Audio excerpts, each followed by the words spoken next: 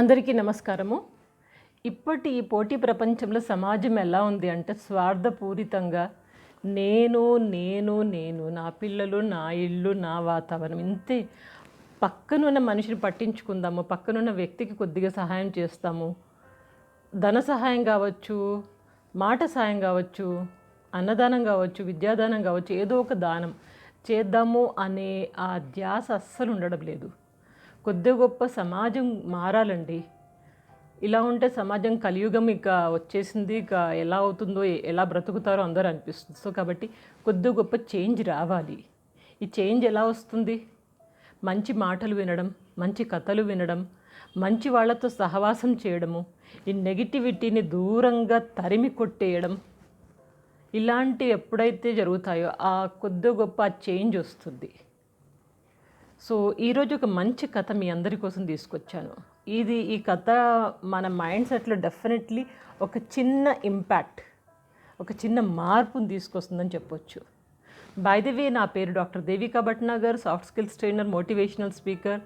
మన ఈ ఛానల్లో spoken English, spoken Hindi, health talks, yoga and మంచి మంచి కథలు ఇలాంటివన్నీ చెప్తూ ఉన్నాను. సరే, ఈరోజు ఒక కథలోకి వస్తే కనుక చాలా మంచి కథ. సో మిస్టర్ గోపి అనే వ్యక్తి, అతను అలా దారిలో వెళ్తూ ఉంటే అతనికి ఒక చిన్న పోస్టర్ కనిపించింది. ఆ పోస్టర్ మీద ఏమని రాసిందంటే కనుక, ఈ దారిలో నేను ఒక 100 రూపాయల నోటును కోల్పోయాను, నాకు కళ్ళు సరిగ్గా కనపడవు, ఎవరికైతే ఈ 100 రూపాయల నోటు దొరుకుతుందో దయచేసి నాకు ఈ అడ్రస్కి తీసుకొచ్చి ఇవ్వగలరు అని చెప్పి చిన్న పోస్టర్ కనిపించింది. ఇక నేను ముసలిదాన్ని, కళ్ళు కనపడవని కూడా రాస్తుంది. సో కాబట్టి అతను అనుకుంటాడు గోపి, అరే పాపం ఎవరో ముసలావిడ కళ్ళు కనపడవంట, 100 రూపాయల నోటు కొంచెం వెతుకుతాను, దొరుకుతుందేమో, దొరికితే వెళ్ళి ఇచ్చేసి వస్తానని చెప్పేసి అలా వెతుకుతాడు. కాసేపు దొరకలేదు అనుకుంటాడు, అరే ముసలావిడ పాపము వెయిట్ చేస్తూ ఉండుంటుంది, ఏం చేద్దాము, సరే నా జేబులోంచి 100 రూపాయల నోటు ఇస్తాను, చాలా సంతోషపడుతుంది కదా. కొన్నిసార్లు మన చిన్న చిన్న సహాయం ఎప్పుడైతే చేస్తామో అవతల వాళ్ళ నుంచి వచ్చే ఆ హ్యాపీనెస్, ఆ సంతోషాన్ని, ఆ మొహంలో ఉండే వెలుగుని చూడండి ఎంత చక్కటి ఆనందం అనిపిస్తుందో మనకి.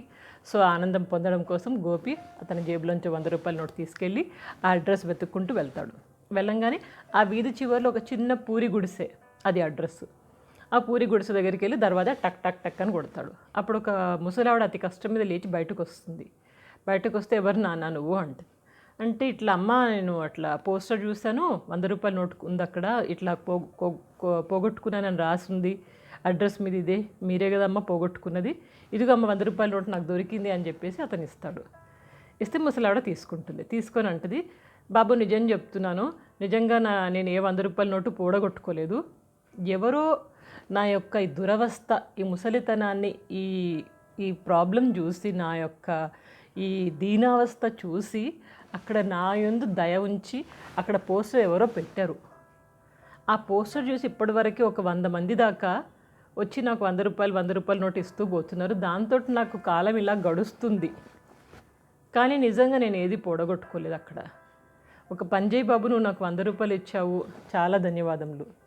వెళ్తూ ఆ పోస్టర్ని చింపేసేయి, ఎందుకంటే అందరూ ఇస్తున్నారు డబ్బులు, ఆ డబ్బులతో నేను బతుకుతున్నాను, నేనే వెళ్ళి చింపుదామంటే నాకు కళ్ళు సరిగ్గా కనపడవు, ఎక్కడుందో ఏంటో, సో కాబట్టి నువ్వు వెళ్ళేటప్పుడు చింపేసి వెళ్ళు బాబు అని చెప్తుంది ఆవిడ. ఇక సరే అని చెప్పేసి ఆవిడ దగ్గర సెలవు తీసుకొని ఈ గోపి తిరుగు ప్రయాణం పెడతాడు. అప్పుడు అనుకుంటాడు, అరే ఎవరికి ఆలోచన వచ్చింది, నిజంగా ఆవిడైతే పోడగొట్టుకోలేదు 100 రూపాయలు, కానీ ఎవరికి ఆలోచన వచ్చింది, ఆవిడ పరిస్థితి చూసి ఆవిడకి సహాయం చేయాలంటే, నేను 100 రూపాయలు ఇచ్చాను అనుకోండి, ఆవిడ కొంతకాలం తింటుంది, తర్వాత అయిపోతుంది. కానీ ఈ పోస్టర్ పెట్టడం మూలన ఆవిడకి రెగ్యులర్గా ఇన్కమ్ వస్తుంది. ఎవరో ఒకరు 100 రూపాయలు అలా ఇస్తూ ఉన్నారు. దాంతో ఆవిడ లైఫ్, ఆవిడ జీవితం కొద్దో గొప్ప అలా గడుస్తుంది. సో కాబట్టి అలా ఇచ్చిన వారికి కృతజ్ఞతలు మనసులోనే చెప్పుకుంటూ, నేనైతే ఈ పోస్టర్ని చింపను, ఇంకా రాని కొంతమంది ఆవిడకి హెల్ప్ చేయని ముసలావిడ ఎవరూ లేరు, దీనావస్థలో ఉంది అని చెప్పేసి మనసులోని కృతజ్ఞతలు చెప్పుకొని అతడు ఆ పోస్టర్ ఏమీ చేయకుండా అలా వెళ్ళిపోతాడు. చూసారా, ఈ కథ ద్వారా మనకు నేర్చుకోవాల్సింది ఏంటంటే కనుక, మనము సహాయం చేయాలంటే కనుక మన దగ్గర డబ్బులు ఎక్కువ ఉండక్కర్లేదు. ఏదో ఒక సహాయం చేయాలంటే 1,00,000 మార్గాలు ఉన్నాయి. ఈ మార్గాలు ఏదో ఒక మార్గాన్ని ఎంచుకొని, మాట సహాయమో, ధన సహాయమో, లేకపోతే చదువు చెప్పడము, ఏదైనా చిన్న ఆ భోజనం పెట్టడము, ఎన్ని రకాలైన సహాయాలు చేయొచ్చు చూడండి. సో కాబట్టి ఇట్లా మనకి ఎప్పుడైతే మనసులో అనిపిస్తుందో వీళ్ళకి ఇది చెయ్యొచ్చు, అది చేసే మార్గం ఉంది, ఎప్పుడైతే మీకు చిన్న అవకాశం దొరికినా కానీ అవకాశాన్ని వదులుకొట్టుకోకండి. ఎందుకంటే ఒకరికి సహాయం చేసినప్పుడు వచ్చే ఆనందం చాలా బాగుంటుంది. కొన్ని కోట్లు పెట్టినా కొనలేని ఆనందం ఒకరికి సహాయం చేయడంలో ఉంటుంది. సో కాబట్టి తప్పకుండా ప్రతి ఒక్కరికి 10 మందికి సహాయం చేస్తూ జీవితాన్ని అలా మెల్లగా గడుపుతూ ఉండడమే ఈ జీవం యొక్క ముఖ్య ఉద్దేశము. ఏమంటారు? కథ నచ్చిందా? ఈ కథ ద్వారా మీలో కొద్ది గొప్ప చేంజ్ వస్తే నాకంటే అదృష్టపడే వాళ్ళు ఇంకొకరు ఉంటారు. చాలా సంతోషపడతాను నేను. సో మీలో కాకుండా చేంజ్ మన ఛానల్ వాళ్ళందరూ చాలా మంచి వాళ్ళు, ఇంకా ఎక్కువ మంచి థాట్స్ తోటి బాగుపడుతూ సమాజాన్ని బాగు చేస్తూ 10 మంది మనస్సులో కూడా ఈ యొక్క భావనలు, మంచి భావనలు, పాజిటివ్ వైబ్రేషన్స్ తీసుకొని వెళ్ళాలనే ఉద్దేశంతో ఈ వీడియో. మరొక మంచి వీడియోతో ముందుంటాను. మీ అందరి యొక్క అభిమానాన్ని ప్రతి ఒక్కరికి ధన్యవాదములు. ఇంత సమయాన్ని వెచ్చించారు. సో చాలా సంతోషము. ఇక వచ్చే వీడియోలో ఇంకొక మంచి వీడియో, మంచి కథ ద్వారా మీ ముందు ఉంటాను. అప్పటిదాకా ఎల్లప్పుడూ ఆనందంగా, ఉత్సాహంగా, ఆరోగ్యంగా 10 మందికి మంచి చేస్తూ ఆ మంచిని అనుభవిస్తూ ప్రశాంతంగా జీవితాన్ని గడపండి. Take care. Good luck.